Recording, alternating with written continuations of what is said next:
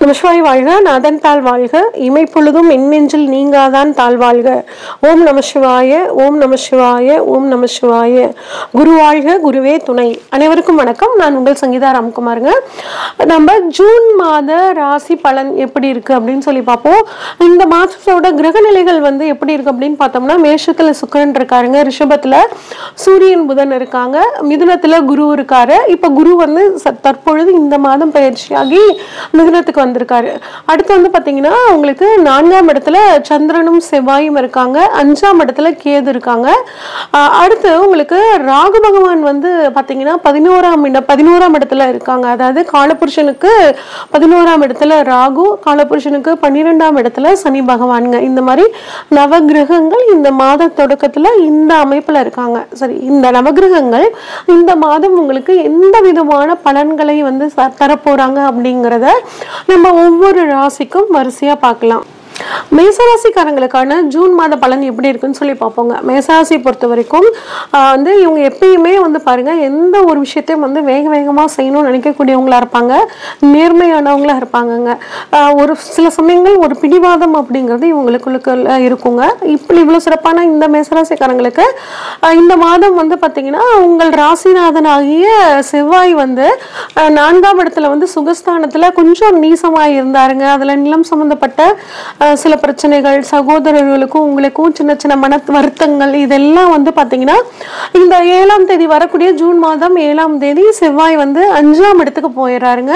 அதுவும் செவ்வாய் பகவானுக்கு உங்க ராசிநாதனுக்கு சூப்பரான இடம் அப்படிங்கிறது பாத்தீங்கன்னா சிம்ம வீடுங்க. அதுவும் உங்களுக்கு 5ஆம் இடம் அதிர்ஷ்டத்தை சொல்லக்கூடிய இடத்துக்கு, குழந்தை பாக்கியத்தை சொல்லக்கூடிய இடத்துக்கு வர்றதுனால நல்ல அதிர்ஷ்ட வாய்ப்புகள் இந்த மாதம் உங்களுக்கு வருங்க. அது மட்டும் இல்லாம குழந்தை பாக்கியம் இல்லாதவர்களுக்கு குழந்தை பாக்கியம் கிடைக்கிறதுக்கான வாய்ப்புகளும் பாத்தீங்கன்னா ரொம்பவே சூப்பரா இருக்குங்க.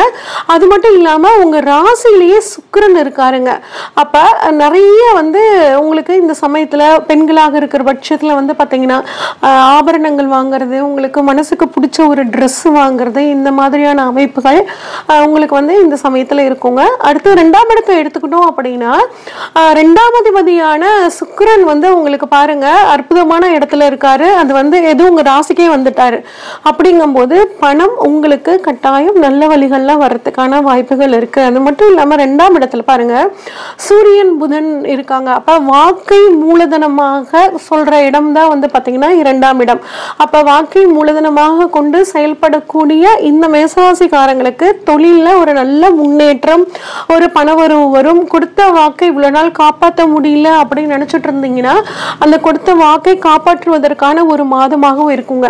சூரியன் புதன் அப்படிங்கிறது பாத்தீங்கன்னா நிபுணத்துவ யோகம்னு சொல்லுவாங்க. உங்க ஜாதகத்திலையும் நிபுணத்துவம் யோகம் இருந்துச்சு அப்படின்னா கட்டாயம் நீங்க எந்த வேலை செஞ்சாலும் அந்த வேலையில ஒரு புதிய ஒரு கோணத்தை நீங்க அப்ரோச் பண்ணி அதன் மூலியமாக பேர் புகழ் கிடைக்கிறதுக்கான வாய்ப்புகள் ரொம்பவே சூப்பரா இருக்கு. அது மட்டும் இல்லாம மேசராசிக்காரங்க அரசியல்வாதிகளா இருக்கிறவங்க, ஆடிட்டர்ஸா இருக்கிறவங்களுக்குலாம் இப்போ ஒரு நல்ல ஃபேமஸ் அப்படிங்கிற ஒரு சூழ்நிலை பாத்தீங்கன்னா உருவாகுங்க. அடுத்து பாத்தீங்கன்னா 3ஆம் இடம் முயற்சி ஸ்தானம்ங்க. முயற்சி ஸ்தானத்தில் குரு பகவான் இருக்கிறார். 3ஆம் அதிபதி 2ஆம் இடத்துல இருக்கார். அப்ப நீங்க பண்ணக்கூடிய முயற்சிகளினாலையும் உங்களுக்கு ஒரு நல்ல ஆதாயம் வரவு அப்படிங்கிறது உங்களுக்கு ரொம்பவே சூப்பரா இருக்குங்க. அது மட்டும் இல்லாம உங்க இளைய சகோதரம் இருந்தாங்கன்னா அந்த இளைய சகோதரர் மூலியமாக உங்களுக்கு நன்மை, ஒரு பண வரவு, உங்களுக்கும் அவங்களுக்கும் ஏதாவது மிஸ் அண்டர்ஸ்டாண்டிங் இருந்துச்சுன்னா அது சரியாகிறதுக்கான காலமாகவும் இந்த காலம் இருக்குங்க. அடுத்து பாத்தீங்கன்னா 4ஆம் இடம்ங்க. 4ஆம் இடத்துல பாத்தீங்கன்னா மாத தொடக்கத்துல 7ஆம் தேதி வரைக்கும் உங்களுக்கு ராசிநாதனான செவ்வாய் பகவான் 4ஆம் இடத்துல இருக்காருங்க. மாத தொடக்கத்துல சந்திரனும், ஆட்சி பெற்ற சந்திரனும் உங்களுக்கு 4ஆம் இடத்துல இருக்காங்க. இது சந்திரமங்கல யோகம்னு சொல்லுவாங்க. அதன் மூலியமாக ஒரு நல்ல ஒரு இடம் வாங்கணும், வீடு வாங்கணும் அப்படின்னு நினைச்சிட்டு இருக்கிறவங்களுக்கு எல்லாம் இது ஒரு அற்புதமான ஒரு யோகம்ங்க. அதுவும் நீங்க இந்த சமயத்துல வாங்கக்கூடிய இடம் பாத்தீங்கன்னா ஒரு அம்மன் கோயில் கிட்ட இருக்கிற மாதிரியான ஒரு அமைப்பை வந்து கொடுக்குங்க.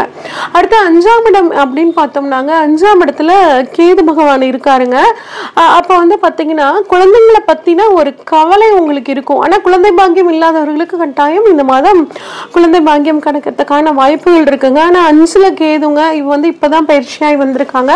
அப்படிங்கும்போது குழந்தைங்களை பற்றி ஏதாவது ஒரு கவலை அப்படிங்கிறது உங்களுக்கு இருக்கும். கவலைப்பட வேணாம், குழந்தைங்க வந்து கட்டாயம் நல்லபடியாக இருப்பாங்க, அதில் எந்த மாற்றமும் கிடையாது. அடுத்து வந்து பார்த்தீங்கன்னாங்க 6ஆம் இடம், 6ஆம் அதிபதி புதன் வந்து பாருங்க 2ஆம் இடத்துல இருக்காருங்க. அப்போ 6ஆம் இடம் உத்தியோகம், ருண ரோக சத்ருஸ்தானம்னு சொல்வோம். உத்தியோகத்தில் வந்து சனி பகவான் தனது 7ஆம் பார்வையாக பார்க்கறனால சில சிக்கல்கள் அலைச்சல்கள் இருந்தாலும் 6ஆம் அதிபதியான புதன் 2ஆம் இடத்துல இருக்கிறனால உத்தியோகத்தின் மூலியமாக ஒரு வருமானம், அதாவது ப்ரமோஷனு, ஒரு இன்க்ரிமெண்ட்டு, இதெல்லாம் வர்றதுக்கான வாய்ப்புகள் வந்து பார்த்தீங்கன்னா ரொம்பவே சூப்பராக இருக்குங்க.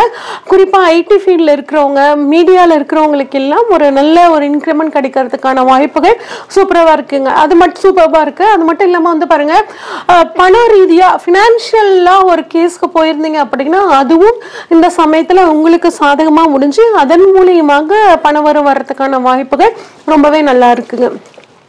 அதே மாதிரி மெடிக்கல் இன்சூரன்ஸ் கிளைம் பண்ணியிருக்கீங்க, அது வரத்துக்கு டிலே ஆகுது அப்படின்னு நீங்கள் நினைச்சாலும் அதுவும் இந்த மாதம் உங்களுக்கு வந்து சூப்பராக வந்துருங்க. அடுத்து 7ஆம் இடத்தை பொறுத்த வரைக்கும் வாழ்க்கை துணைக்கான ஸ்தானம் அப்படின்னு சொல்லுவோம். இங்கே வந்து பார்த்தீங்கன்னா எந்த கிரகமும் இல்லைனாலும் குரு தனது 5ஆம் பார்வையாக பார்க்குறாரு, செவ்வாய் 4ஆம் பார்வையாக பார்க்குறாரு, சுக்கிரன் 7ஆம் பார்வையாக பார்க்குறாருங்க. இப்போ செவ்வாய் ராசிநாதனாகிய செவ்வாய் வந்து மாதத்தோட தொடக்கத்தில் 4ஆம் பார்வையாக வந்து பார்க்குறது ரொம்பவே சிறப்புங்க. சுக்கிரன் வந்து 7ஆம் பார்வையாக பார்க்குறாங்க. அப்படிங்கும்போது கணவன் மனைவிக்குள்ள என்ன ஒரு மிஸ் அண்டர்ஸ்டாண்டிங் வந்தாலும் குருவோட பார்வை வந்து பார்த்தீங்கன்னா கட்டாயம் உங்களை மறுபடியும் அந்யோன்யமாக மாற்றி கொடுக்கக்கூடிய ஒரு அமைப்பில் சூப்பராக இருக்குங்க. அதே மாதிரி பிஸ்னஸ் பார்ட்னர்ஸ் யாராவது இருந்து உங்களுக்கும் சிக்கல்கள் இருந்தாலும் இந்த சமயத்தில் வந்து பார்த்தீங்கன்னா அது சரியாகக்கூடிய அமைப்பில் இருக்குங்க. அடுத்து 8ஆம் இடத்தை வந்து பொறுத்த வரைக்குங்க நம்மளோட நீண்ட நாள் வியாதிகளை குறிக்கக்கூடிய இடம், ஒரு மறைப்பொருள் இடம் அப்படின்னு சொல்லுவோம். இங்கே வந்து சூரியனோட பார்வையும் புதனோட பார்வையும் இருக்குங்க. அப்ப இன்சூரன்ஸ் நீண்ட நாளாக யாருக்காவது வராம இருந்துச்சுன்னா அந்த பணம் இப்ப வர்றதுக்கும், நாங்க நிறைய வந்து ஜோதிடம் படிக்கலாம்னு யோசிச்சுட்டு இருக்கோங்க நினைச்சிட்டு இருக்க அந்த மேசராசிக்காரங்களுக்கு புதன் வந்து 7ஆம் இடத்துல வந்து பார்க்கறனால, 8ஆம் இடத்தை பார்க்கறனால மறைப்பொருள் ஞானம் பற்றிய அறிவு உங்களுக்கு புலப்படும். நிறைய புதிய புதிய விஷயங்களை ஆழ்ந்து ஆலோசிச்சு நீங்க தெரிஞ்சுக்குவீங்க. அடுத்து 9ஆம் இடத்தை பொறுத்த வரைக்குங்க குரு வந்து தனது 7ஆம் பார்வையா பார்க்கிறார், சனி 10ஆம் பார்வையா பார்க்கிறார். அப்ப சனியோட பார்வை வந்து உங்களோட தந்தையோட உடல் ஆரோக்கியத்துல சில பிரச்சனைகளை கொடுத்தாலும் குருவோட பார்வை கட்டாயம் வந்து அதை சரி பண்ணி கொடுக்குங்க.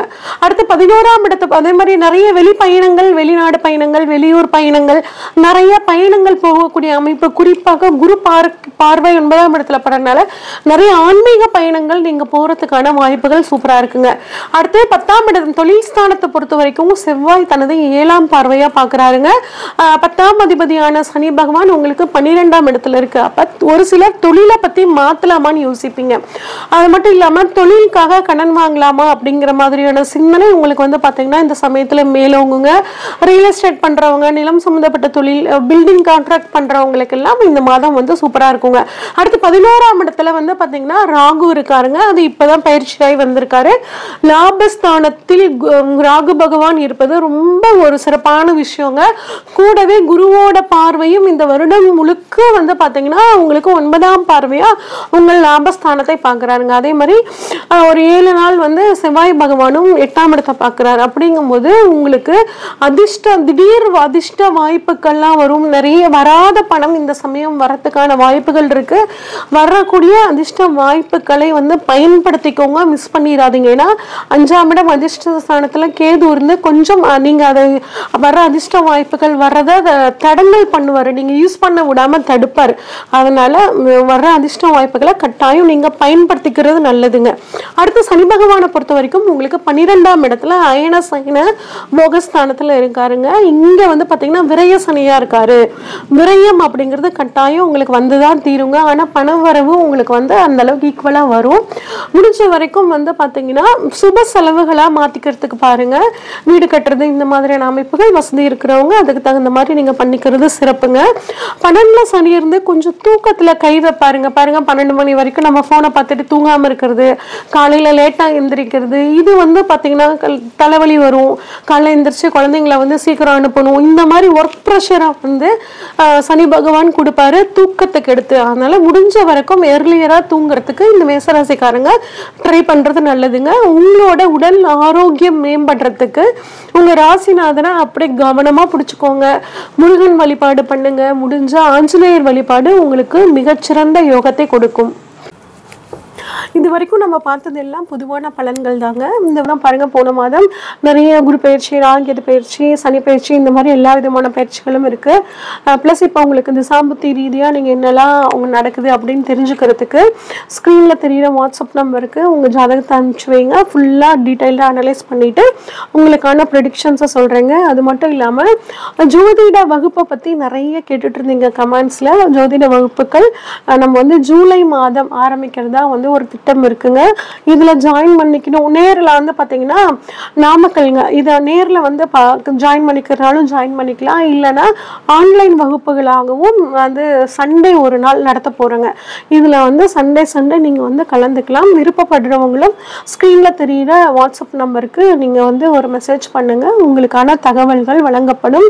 நன்றி, வணக்கம். இந்த வீடியோ உங்களுக்கு பிடிச்சிருந்துச்சுன்னா லைக் பண்ணுங்கள், ஷேர் பண்ணுங்கள், கமெண்ட் பண்ணுங்கள். மறக்காமல் தெய்வீக தேடல் சேனலை சப்ஸ்கிரைப் பண்ணிடுங்க. பெல் ஐக்கானையும் கிளிக் பண்ணிடுங்க.